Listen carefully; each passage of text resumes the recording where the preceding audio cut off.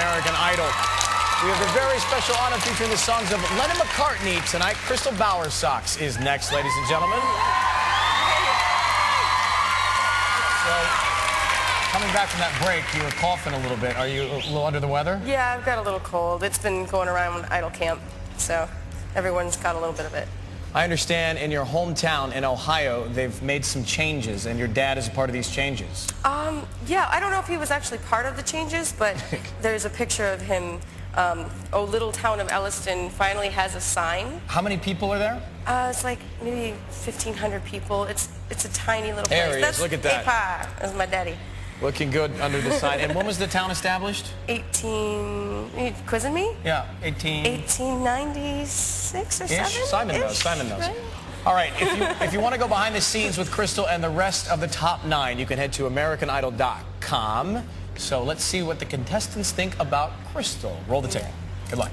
Crystal is Mama Sox. Some people call her Mama Sox, some people call her B-Sox, Crystal. She's an artist, she's funny, she's goofy. All in all, she's a really, really awesome individual. She is a beautiful mother. We're trying to, live our dream and provide for our kids, doing what we love. But we have that thing going on.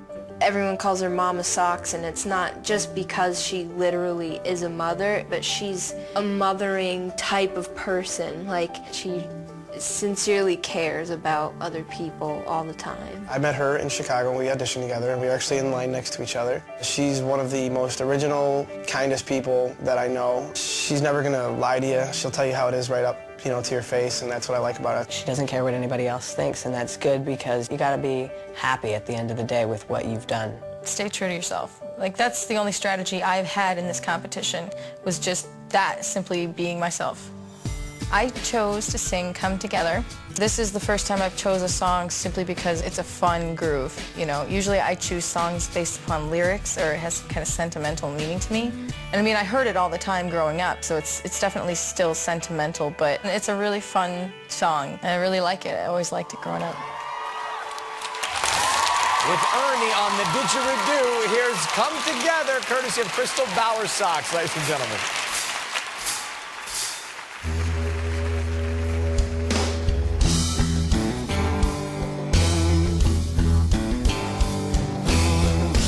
Come on, that's how he come, grooving up slowly. He got true eyeball, he won. Holy roller, he got head down to his knees.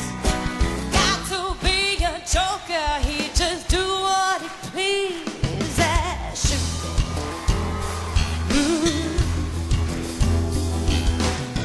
He wear no shoe shine.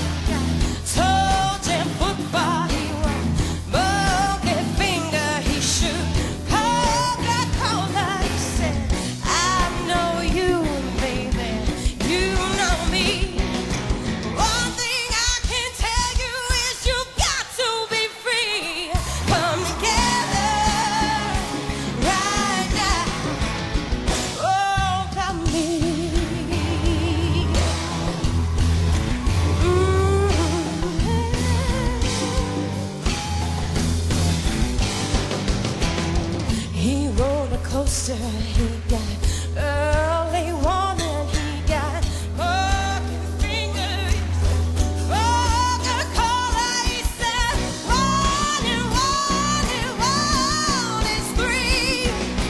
Got to be good looking, 'cause he's so hard to see. Come together right now over me.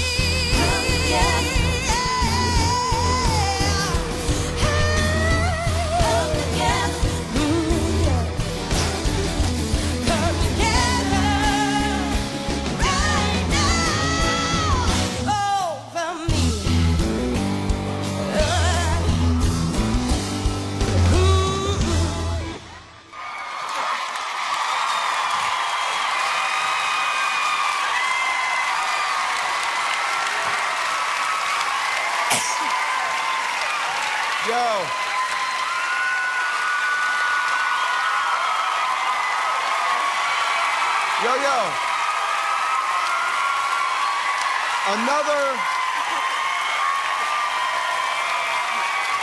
Another solid performance. Another solid performance. I don't know if it was your best, but I love how you started kind of slow and you got into your groove at the end. You started hitting the high notes and the big notes and changing the melody up.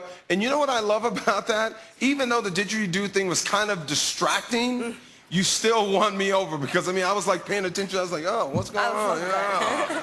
But listen, I mean, it definitely worked. I mean, I don't know if it was your best performance, but I still loved it. You're in the zone right now. You know what I'm saying? Thank you. I love the didgeridoo. I thought that was cool.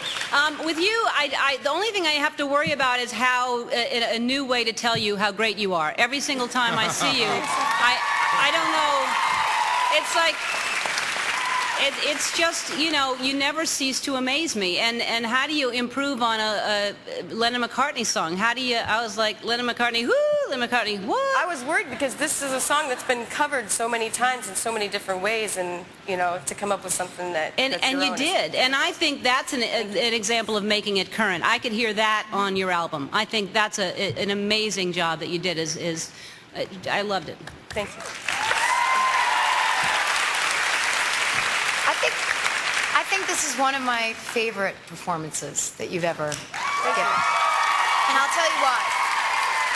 You made the song, it kind of had a Bonnie Raitt feel, where you took the melody musically I never would have thought of, but it was slinky, it was sexy, it was playful, you were smiling, and if I have any critique of you, it's sometimes you're serious, you're in your head, and I felt you were more accessible tonight. So I'm going to say it was one of my favorite performances of the night, if not it.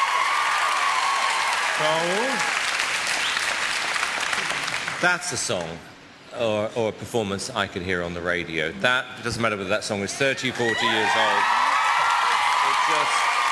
It just worked. And very interesting to hear you say in your film about just being true to yourself, because this is why you are working. The idea of you singing a song with a guy playing the didgeridoo and working. Is he all right, by the way? Because he looked like he passed out at the end. Ernie's amazing. Are you okay? Come in. Come on, Ernie. Yeah. Oh. Ernie actually, come here. Ernie Fields Jr., ladies and gentlemen. Nice to meet you. We didn't have a player. When did you learn to? How did you learn to play that? How did you learn to play it? Wasn't it?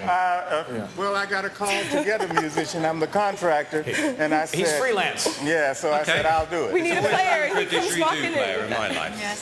But Crystal, seriously, I mean, it was quirky. The fact that the two of you worked well together, and you really helped prove a point, which I was trying to make on Michael, which is that's how you make a song work contemporary and on the radio. And as always, terrific and much better, in my opinion, than last week. Thanks. Good job, team. Did you have to hold back a little bit? I know that you've got that. It sounds like bronchitis. Yeah, that last note was kind of hard. I've got a little rattle in my chest, and, you know, but... No didgeridoo for you. I'll sing on my deathbed if I have to. Well, Ernie, why don't you take us out to break on that thing? Go ahead and wind it back up and pot up his mic here. Yeah, go ahead, sure. We'll stand back. Crystal's number is 1-866-IDOL-05. It's a long one, Ernie, so pace it. 1-866-436-5705, or you can text the word vote to 5705. Please don't vote until everyone's had a chance to perform. All right, he's about to keel over. Thank you, Crystal. Good luck.